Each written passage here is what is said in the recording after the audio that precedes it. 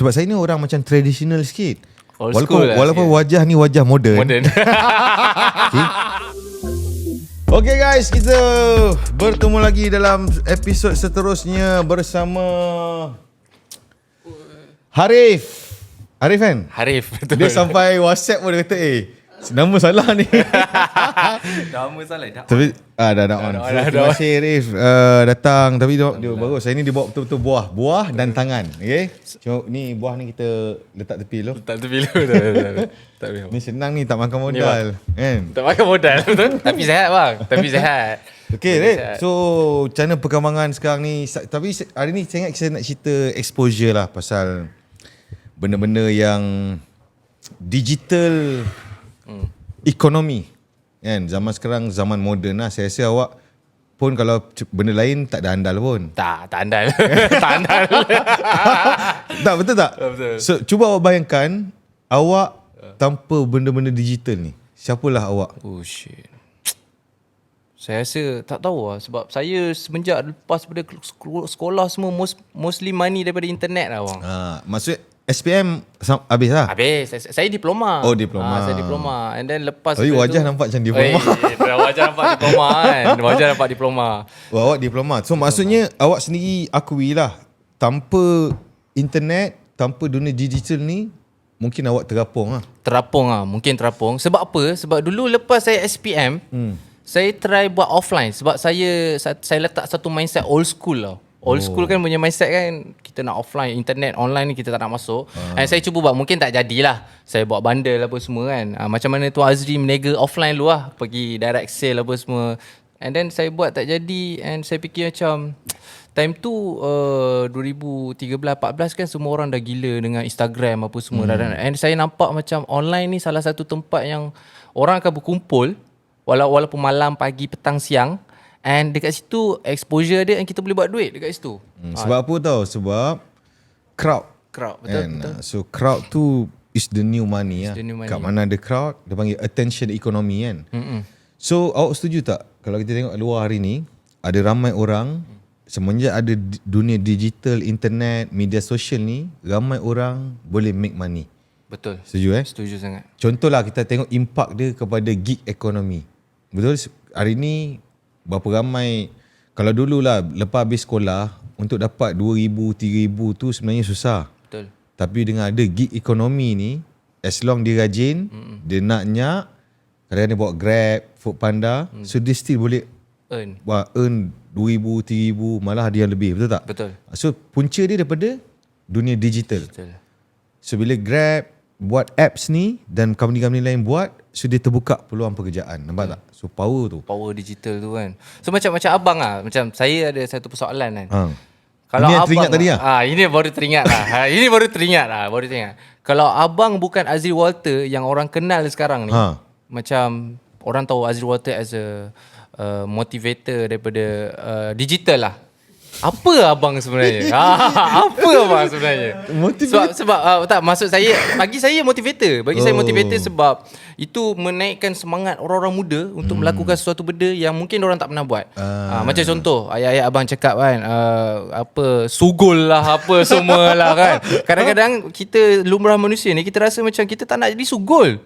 Siapa nak jadi sugul, betul tak? So kalau abang bukan ada link up dengan internet digital, abang siapa sebenarnya hari ni? Rasa-rasanya saya siapa kan? Roommate tu nak jawab.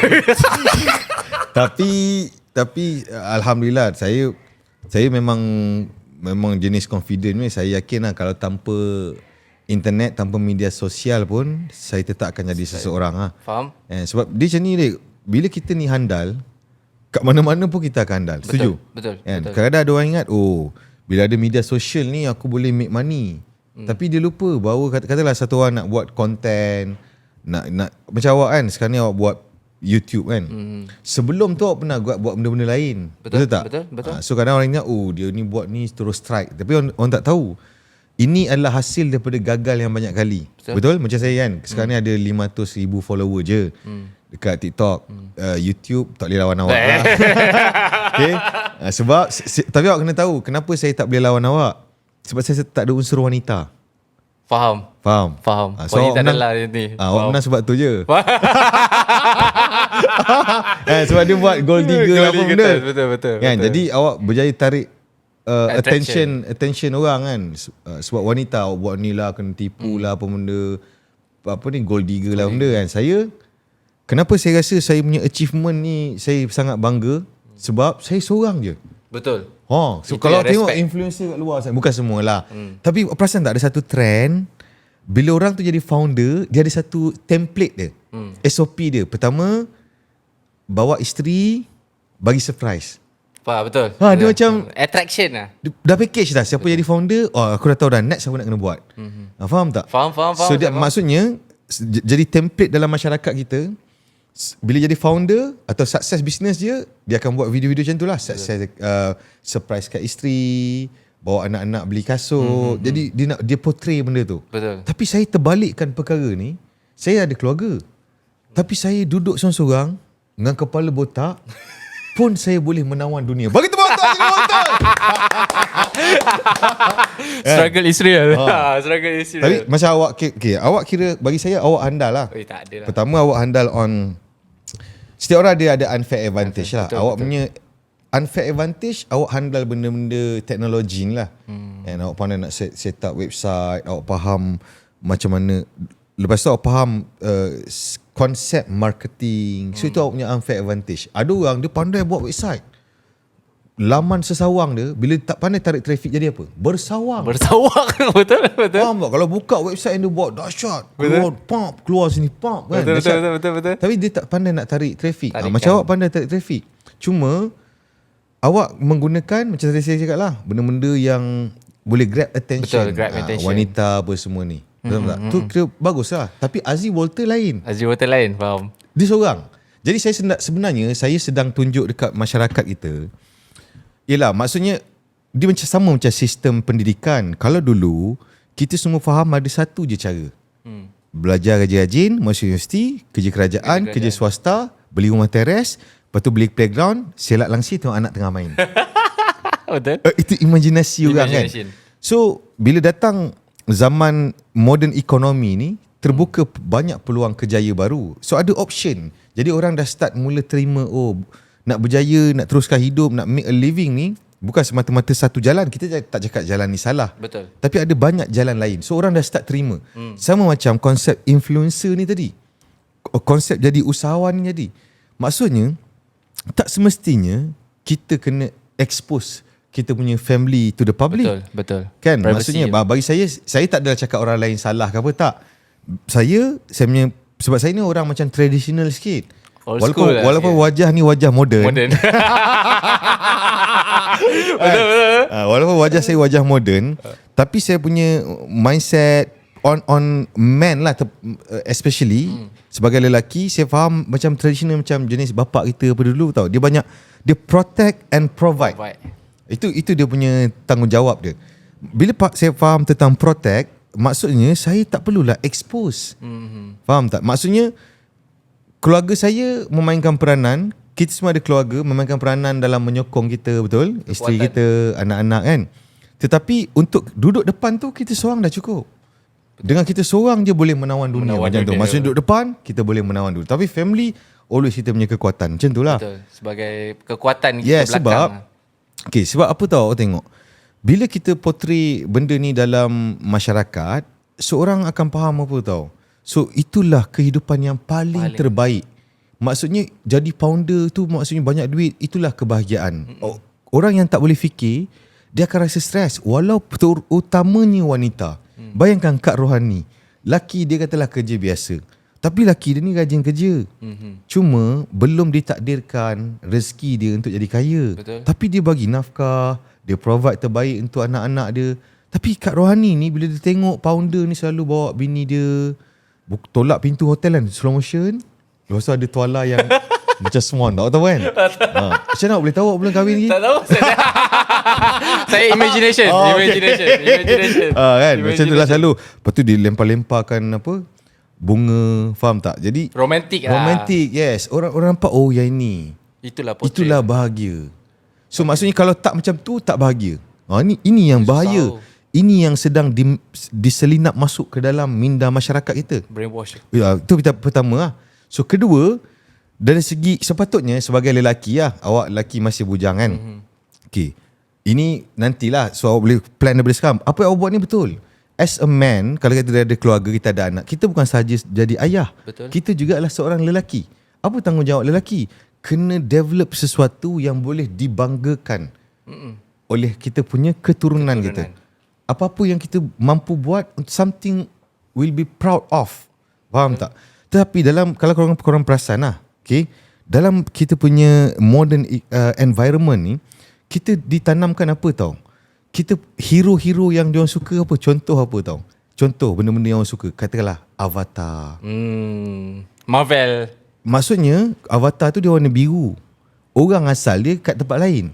So dia create satu delusion. Faham tak? Maksudnya orang rasa perlukan benda lain untuk jadi hero. Faham? Contoh macam katakanlah Ant-Man kan? Semut.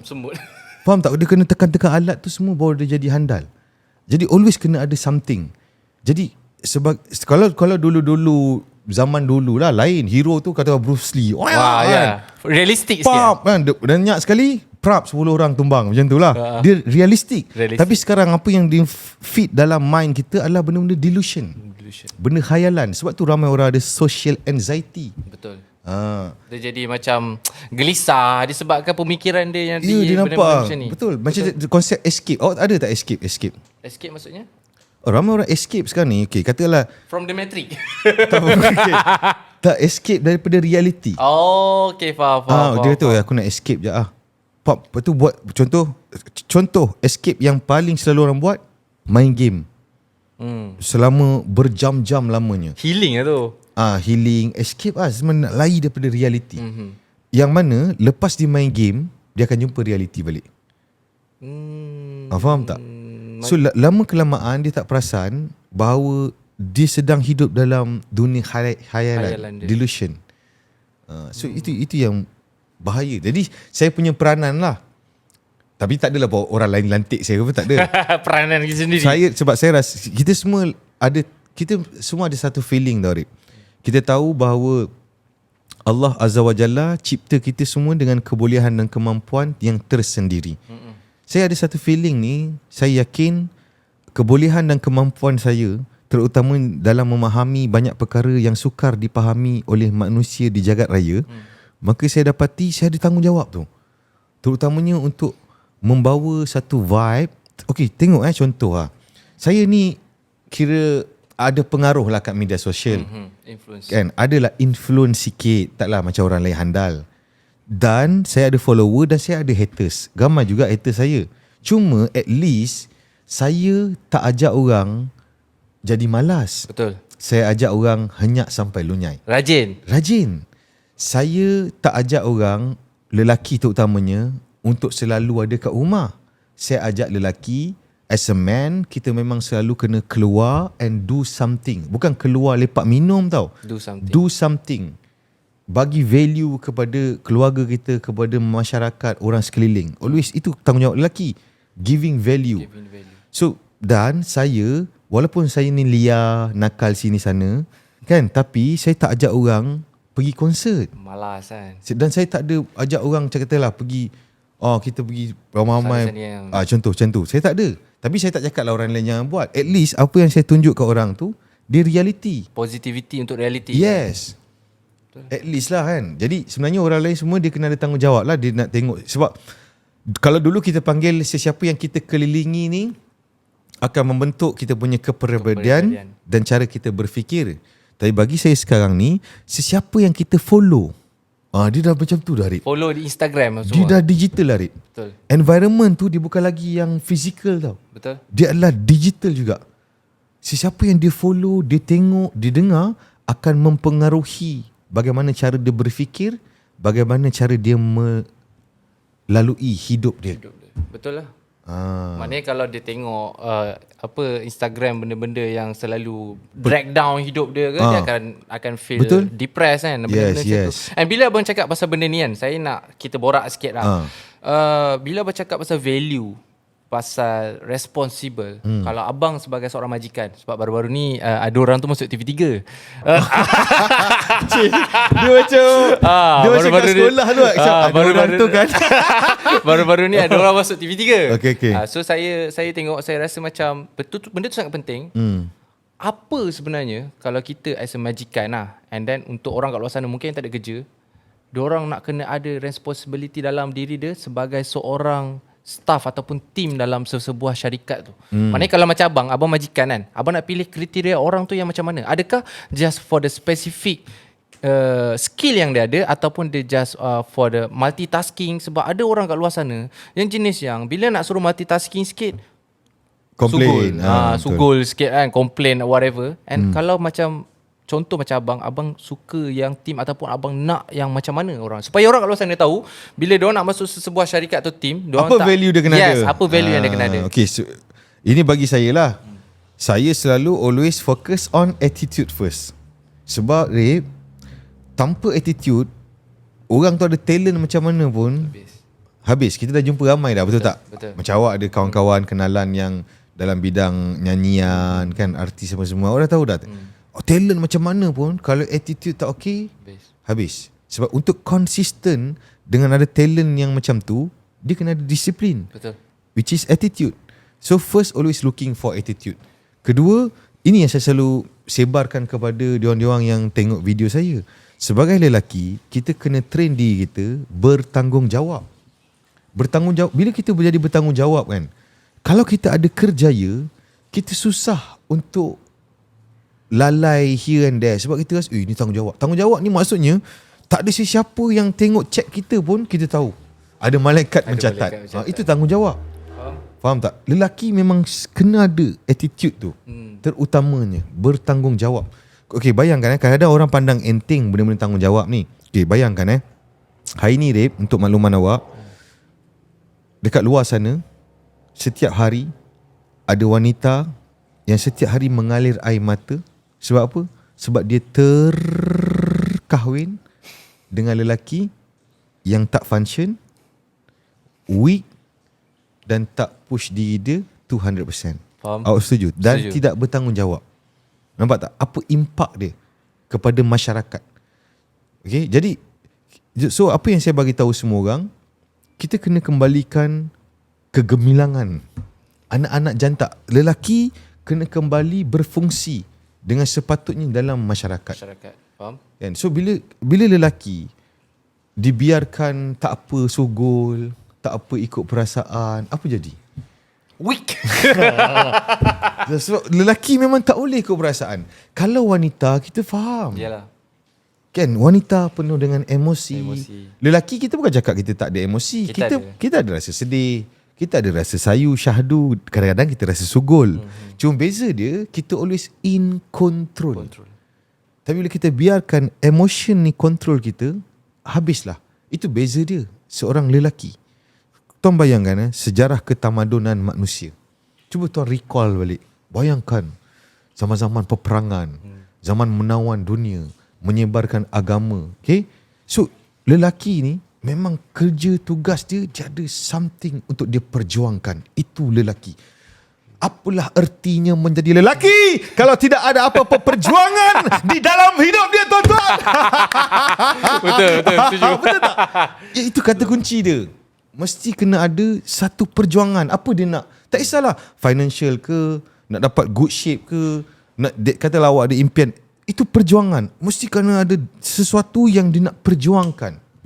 Sebab ni zaman moden. Kalau zaman dulu ialah perang, ada yang nak menyebarkan. Tuan tengok lagi satu, kita datang vibe daripada barat kan. Sebab dulu, zaman dulu, dia tak ada option tau. Lelaki memang kena memburu. Okay? Lelaki kena memperjuangkan sesuatu. Tapi sekarang ni ada option yang datang daripada barat. Dia kata apa? Okay, lelaki kena selalu membantu di rumah. Faham tak? Menukar lampin, menyapu minyak yuyi. Faham tak? Tolong tuang macam-macam lah. Faham tak? Faham. Okay. So, dan which is benda tu untuk lelaki, bukan semualah. Ada segelintir dia rasa macam okay lah. Sebab apa? Sebab nak membangunkan satu susah. Betul. So, jadi senang lah. Okay, at the end of the day, bila lelaki selalu ada kat rumah, macam mana dia nak develop ekonomi? Walaupun zaman digital sekalipun. Maksudnya, dekat rumah atau kalau dulu kita panggil kat luar lah. Kalau kat rumah pun maksud dia fokus on something. Macam awak duduk selalu kat laptop kat rumah, betul? Awak fokus kat kerja tu, betul tak? So esok kalau awak katalah ada anak kecil, so adakah awak 24 jam kena dukung dia? Betul. Ini isu dia. Faham tak? Cuma zaman moden ni dia dah lain sikit sebab wanita tu utamanya kita dimomokkan dengan this environment lah daripada barat apa semua. Macam tu Azri cakap tadi lah. Tengok Instagram macam tu macam ni. Yes. Bukan saya cakap salah. Tak, kita kena adalah masa. Kita kena ada part kita dalam keluarga, kepada isteri kita, kepada anak-anak kita. Cuma itu adalah part yang sedikit. Majoriti dia ialah membangunkan ekonomi. Faham tak? Jadi kalau dia katalah dia rajin buat semua benda seorang lelaki, tapi ekonomi tak okey, macam mana? Out lah. Yes, okay. Saya bukan cakap semua orang, tapi something untuk kita fikirkan. Awak pernah tak tengok lelaki yang tak ada power kat ekonomi? Banyak. Apa jadi? Maksudnya cerai. Maksudnya pasangan dia, isteri dia yang income lagi banyak, lelaki ni income kurang. Jadi sugul bang. Dia hilang power. Hilang power. Macam abang cakap before this lah. Ini memang realiti yang pahit untuk kita terima, tetapi itu akan berlaku. Sedangkan lelaki yang ada income banyak pun ada yang terperangkap dalam jasad sendiri, faham tak? So nak keluar kena minta izin minta isteri dia, tulis nama pemain, betul tak? Sedangkan yang itu pun bayangkan kalau dia tak ada power on ekonomi. So apa power yang tinggal? Jaga anak. Jaga anak tak, kau. Okey je bukan saya cakap salah. Betul. Kan? Saya bukan cakap jangan lelaki tak payah jaga anak ke apa, kena tak. Stable lah kan. Kena fikir something lah. Macam mana aku nak buat ni? So saya rasa nowadays people, especially men kan, lelaki, dia kurang skill on the management. How to manage this thing. Dan kebanyakan tak nak fikir. Tak apalah, yang senang je lah. Faham tak? Bila datang satu perkara, dia tak nak fikir. Pilih yang senang. Cuba fikir dulu. Okay, so sekarang ni anak kena pergi sekolah pukul sekian-sekian. Aku kerja pukul sekian-sekian ni, isteri pula kerja. So macam mana aku nak buat supaya aku boleh fokus kerja, isteri boleh fokus dekat anak, anak-anak dapat kasih sayang ibu. Apa aku nak kena buat? What's the plan? Ambil kad manila, tulis. Faham tak? Plan. Kalau kita tak ada plan, macam mana kena arah hidup kita berubah? Betul. Faham tak? And satu lagi bang, saya ada baca kat Twitter lah. Twitter ni macam biasa lah, tempat kadang-kadang dia toxic sikit lah kan. Saya ada baca satu Twitter tu, dia tweet benda tu sangat sensitif sebenarnya. Tapi saya tak tahulah kalau orang luar tengok video kita ni apa pemikiran dia kan. Okay, yang seingat saya, diorang borak pasal penjagaan mak. Okay. Ada mamat ni, dia borak, dia cakap mak ni sometimes tak semua benda dia betul. And bila kita dah besar, tak semestinya kita ni nak kena jaga balik mak. And itu bukan tanggungjawab kita sebagai anak, sebab dia yang melahirkan kita. Itu memang bagi saya sensitif setengah orang baca. So maknanya basically apa yang saya faham, apa yang dia tweet tu, bahawasanya bila anak ni dilahirkan di dunia and mak jaga, and itu tanggungjawab mak. So bila dah besar, bukan tanggungjawab anak untuk menjaga mak tu balik. Faham tak? Apa yang ditulis nanti kalau saya jumpa saya hantar link tu. And apa pendapat abang pasal orang-orang yang cakap macam ni? And mungkin setiap pendapat lain-lain lah. So saya nak tahu pendapat abang sebagai seorang anak jantan. Dari segi kekeluargaan. Dia lelaki perempuan? Dia saya tak sure lah, tapi saya tak tengok ODP dia. Tapi saya tak tahu lah lelaki ke perempuan, nanti saya kena check balik. Nombor satu bagi saya, tanggungjawab pertama memang lelaki lah. Betul. Kan, cuma tu kita tengok dalam hierarki adik-beradik pun kan banyak berlaku. Sebenarnya yang lagi pancen ada adik-beradik perempuan. Ini set benda ni pedih untuk diterima, tetapi ini yang berlaku sekarang. Kan, jadi sebab tu kita bagi tahu lelaki always kena punchen, terutamanya kat keluarga ke apa benda, lelaki always datang dulu. Okey, kepada adik-adik pun, kakak dia kau ke tepi, biar aku settlekan. Aku anak jantan macam tu. Okey, bagi saya sebenarnya apa yang adik tu faham, okey, sebenarnya konsep dia macam ni. Yang pertama, nobody own us. Itu adalah prinsip dia. Okey, maksudnya kita hanya hamba kepada Allah Azza wa Jalla. Dalam masa yang sama, bila kita lahir ke muka bumi ni, kita ada ibu dan ayah dan adik-beradik. Tujuan dia sebagai orang Islam untuk kita membuat kebaikan kepada mak bapak adik-beradik kita ni, untuk kita dapatkan pahala supaya kita mati masuk syurga. Betul. Itu konsep dia. Jadi mana-mana orang yang faham, yang terutamanya yang beragama Islam, bila ada mak bapak, dia kena do whatever it takes untuk buat baik kepada mak bapak dia. Dia tak ada isu pasal untuk jaga tak jaga. Dia tak boleh cakap pasal jaga tak jaga ni. Ini lain cerita. Sebab saya boleh cakap, okay, contoh katakanlah saya ni ada duit. Dan dalam masa sama saya ada tanggungjawab banyak membina empire manusia sejagat, katakan. Saya ada mak ayah. Tapi saya tak sempat untuk jaga mak ayah saya. Dan mak ayah, dan untuk menjaga mak ayah saya katalah dah tua sakit ni, saya tak faham tentang perubatan. So apa saya buat? Dengan cash flow yang saya ada, saya akan hire nurse yang paling terbaik sekali, doktor yang paling terbaik sekali untuk duduk dan perhatikan dan jaga mak bapak saya 24 jam. Ekonomi. Style tak? Style. Adakah saya ni anak yang tak bertanggungjawab? Tak, isu dia, kalau kita tak ada kat situ pun, yang penting matlamat itu tercapai. Ini bukan untuk semua orang lah. Betul. Katakanlah orang tu dia bukan kerjaya macam saya, ataupun dia tak ada tanggungjawab yang lain yang sangat mustahak. Faham tak? So dia kena ada kat sana lah. Ataupun dia kena bawa mak ayah dia datang.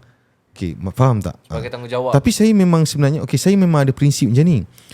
Saya tak cakap pasal mak ayah saya, atau maksudnya sesiapa yang dah lepas, itu beyond kita punya kontrol. Saya sebagai lelaki dan sebagai ayah, saya punya matlamat dan tanggungjawab saya ialah, apabila saya dah tua nanti, saya takkan susahkan anak-anak saya. Sebab saya terlalu champion untuk diorang nak tolong saya. Faham tak? I don't need them. Bila saya sebagai ayah, saya ada anak, saya akan bagi 200% yang terbaik untuk diorang. Itu tanggungjawab saya. Diorang nanti apa dia nak buat ke saya, I don't give a fuck. Sebab saya dah cukup handal untuk menguruskan kehidupan saya. Faham? Maknanya based on apa yang abang cakap adalah strategi dalam planning kehidupan ni sangat penting lah. Penting. Ramai tu saya cakap. Penting. Lack on plan dalam kehidupan tu, dia tak ada plan. Itu isu dia. Sebab apa tau? Itu betul. Kita hidup zaman moden. Majoriti orang dia ikut template yang mak bapak dia bagi. Okay, mak bapak dia punya template 20-30 tahun dulu. So dia pakai yang itu untuk hidup zaman sekarang. Tak boleh. Pening lah. Faham? Dia tak sesuai dengan keadaan zaman sekarang. Jadi berbalik kepada budak yang cakap tadi tu, saya faham maksud dia. Kan? Cuma dia kena tengok dari sudut kita ni orang Islam. Kita ada mak bapak, kita nak buat baik untuk collect pahala. Betul. Faham tak? Itu tujuan dia. Tujuan dia. Dan kita tak nak gaduh dengan mak bapak kita. Betul. Contoh, kalau dia tak setuju dengan kita punya kerjaya, kita pilih je kerjaya apa yang kita nak, dalam masa sama kita jadi anak yang terbaik. Apa masalah? Kita buktikan dia. Apa masalah? Kebanyakan orang dia ada satu benda dia nak, mak ayah dia tak setuju. Apa dia buat? Dia gaduh. Ini yang salah. Kita kena buktikan lah dekat dia. Bukti pun tak boleh, Rip. Maksudnya Okay, awak tengok apa jadi kalau bukti. Ni banyak ni belajar. kalau tak jadi, Dia stres. betul. Faham tak? Contoh, okay, katalah awak nak buktikan kat mak, aku akan pakai BMW ke Mercedes ke, rumah 3 tingkat contoh, dalam masa 3 tahun. Okay, 3 tahun buat tak jadi. Nak balik kampung malu tak? Malu lah. Stres lah. Mak kita ada bagi tahu tak? Okay, 3 tahun macam ni. Tak ada pun. Kita yang set. Lepas tu kita yang stres ni. Bodoh tak? Bodoh. So tak payah. Betul lah. Dalam hidup ni dia tak perlu pun ada aku nak buktikan. Tak ada. Semua orang yang nak buktikan, dia yang stres. Betul. So ramai orang dia cuba nak membuktikan kepada orang lain. Nak impress lah kat orang. Tak perlu. Tak perlu pun. Dulu saya ada mindset macam tu, tuan. Ramai, bukan awak je, ramai. Tapi setelah saya macam lalui fasa-fasa depression apa semua kan. Saya fikir balik, saya record balik. Ada fasa depression? Saya pernah ada fasa depression dulu yang mana 3 bulan saya tak keluar rumah. Putus cinta semua. ke? Tak. Mungkin ada terlibat sikit dulu lah masa zaman-zaman lepas sekolah kan. And then mostly for the financial part lah. So apabila saya selalu macam set terlalu expectation tinggi, saya cakap one day kita akan ni. Lepas tu tak jadi. And saya ada satu fasa yang macam saya malu dengan orang lain. Saya malu nak keluar. And saya rasa macam saya loser. Saya rasa macam saya ni anak yang tak guna. Kelakar tak? Sebenarnya orang kat luar tu dia tak peduli tak peduli. Betul. So apabila saya dah ikut fasa tu, saya fikir balik, kalau aku buat ataupun tak buat pun orang still tak peduli. Kita yang sebenarnya nampak tak? Banyak benda-benda yang stres ni kita yang create sendiri. Betul. Faham tak? Kita yang create sendiri. Itu yang semua orang yang dengar kita punya podcast hari ni, rugi. Sebenarnya ramai orang kena dengar podcast ni. Betul, sangat-sangat. Jarang orang cerita pasal benda Reality ni. life kita semua cerita pasal cara nak buat duit, buat video macam ni kan. Itu bayangkan kalau satu orang dia ada duit lah pun benda, tapi management hidup dia hancur, jahanam. Pernah jumpa tak orang banyak duit pening? Pernah, banyak bang. Pernah. Dan sama juga macam bila abang cakap pasal banyak duit kan. Saya teringat satu kisah Yahoo.com. Abang tahu pasal kisah Yahoo.com kan? Diorang terlalu selesa dengan company diorang yang kau beratus juta ataupun berbilion time tu tanpa memikirkan evolusi siapa competition diorang akan datang. So that's why bila Google naik, Google siap macam offer lah nak beli apa semua diorang mesti tak nak, and then beratus juta tanpa ada planning strategi yang betul, diorang drop macam tu je. Google boleh pecut. So that's why bila abang cakap pasal planning on strategi tu sangat penting lah. Macam dari segi umur kita tua. Kita tak tahu kan umur kita tua macam mana kita jadi. Betul. So that's why macam penyimpanan. Dan dia rules dia hidup ni always never depends on others. Okay, ini jangan salah faham.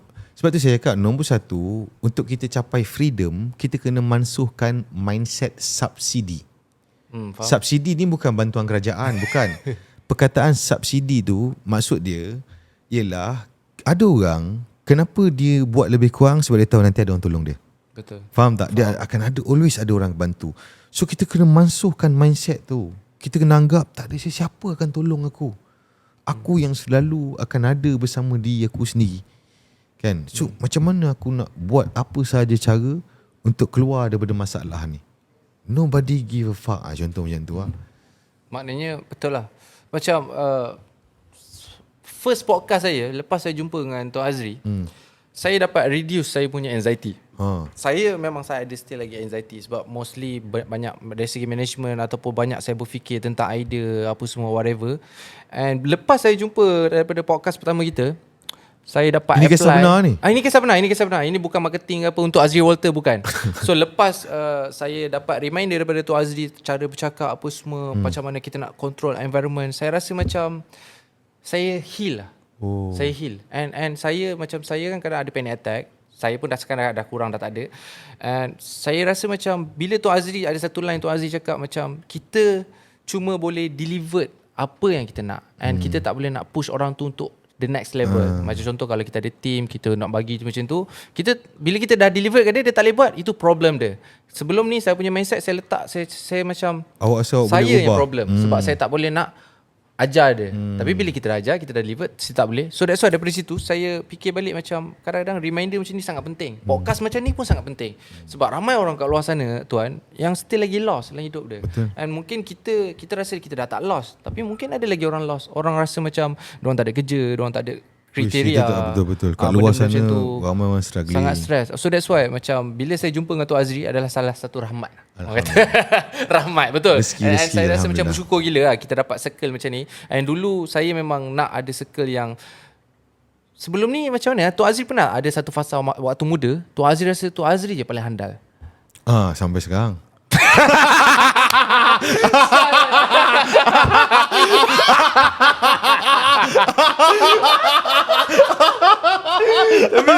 Sial lah.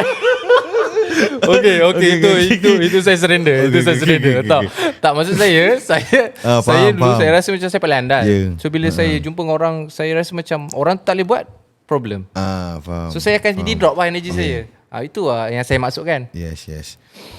Tapi betul sebenarnya macam saya share itu hari kan, kita hanya penyampai bukan penjaga. Tapi okey, macam saya share hari tu kan, dalam podcast ada ke saya share sebenarnya kita belajar daripada mana. Okey, Rif, saya tak tahulah, mungkin sebelum ni awak punya background semua saya tak tahulah, tapi lama-lama awak duduk dengan saya, nanti awak akan faham. Saya ni nampak dia liar tapi jinak sebenarnya. Okey. Dia sebenarnya macam ni, Rif. Kita sebenarnya, sebab tu saya terang saya bagi tahu, saya tidak ada ikon, tak ada jadikan sesiapa idola yang mana dia tidak sama kiblat dengan saya. Sebab bagi saya, dia punya rules dengan kita tak sama. Bila tak sama, kita tak boleh jadikan dia ikon. Okay, sebagai contoh, kita sebagai orang Islam. So kita punya ikon adalah Nabi Muhammad SAW. So kat mana saya belajar? Arif bayangkan, saya ada 200 orang staff. Saya bayangkan dengan kehandalan saya berfikir. Arif, saya faham perasaan Arif bila awak tahu tapi jumpa orang yang lembab, rasa geram kan. Faham tak? So bayangkan saya nak deliver benda-benda ni contoh kat follower, dekat saya punya team. Macam mana saya handle benda ni? So bila saya belajar dulu, kan saya belajar Quran. So bila saya belajar ayat tentang Nabi ni, KPI dia menyampaikan agama. KPI tau, kita ni orang awam, manusia biasa, kita punya KPI selamatkanlah dirimu dan ahli keluargamu daripada azab api neraka. Itu kita punya KPI, bukan change the whole world. Okay, itu fokus, itu nombor satu. Dan masa sama kita sebarkanlah agama, benda-benda baik. Tapi yang utama adalah itu. Tapi untuk Nabi dan Rasul, dia ada KPI dia. Terutamanya Rasul sallallahu alaihi wasallam menyampaikan agama ke seluruh alam. Besar tak tanggungjawab tu? Besar. KPI tinggi you.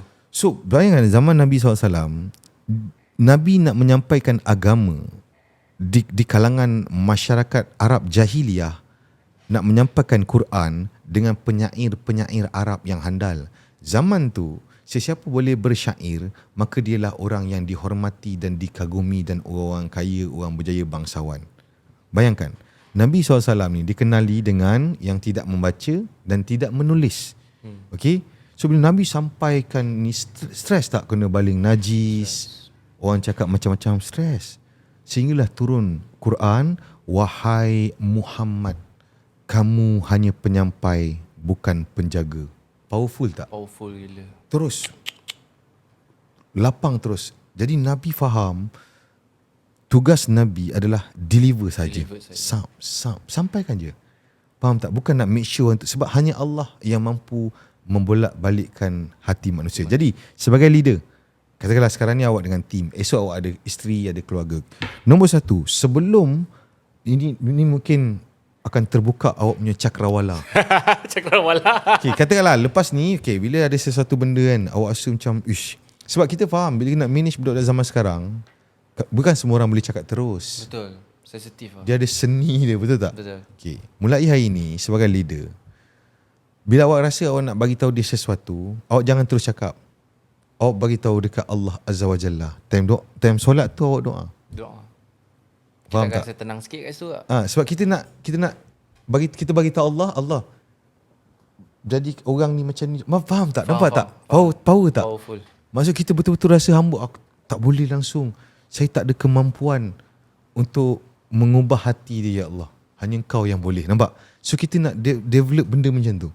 Sebab tu leader ni dia memang kena solid. Dia kena bangun malam, dia kena mengadu kepada Tuhan. Bukan senang nak jadi leader. Betul. Faham tak?